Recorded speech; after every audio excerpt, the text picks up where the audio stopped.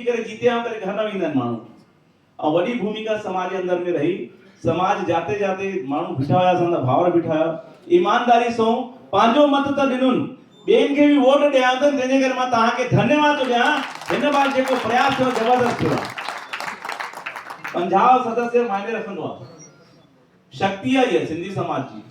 समाज में नेतागिरी समाज के अंदर थींदी आहे लेकिन दल में रही कर नेतागिरी करण राजनीति का वडी गाल थींदी आहे।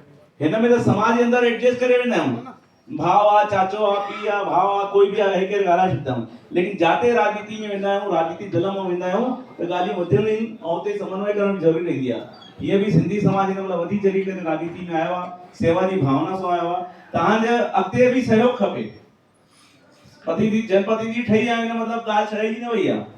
तव्हांजो आशीर्वाद तव्हांजो सहयोग तव्हांजी सीख ये वॾी महत्व तव्हांजो अनुभव इहो भी कम ईंदो त जेका जनप्रतिनिधि चुनिया आहिनि पंहिंजे पंहिंजे क्षेत्र में सिंधी समाज जाते जाते आहे उन्हनि सां चर्चा करे उन्हनि सां आशीर्वाद वठी करे कम करनि उन्हनि सां सलाह करे कम कढनि और समाज जो जेको भी कम थो अचे उनखे प्राथमिकता में करणो अथव तव्हां ध्यानु रखणो अथव।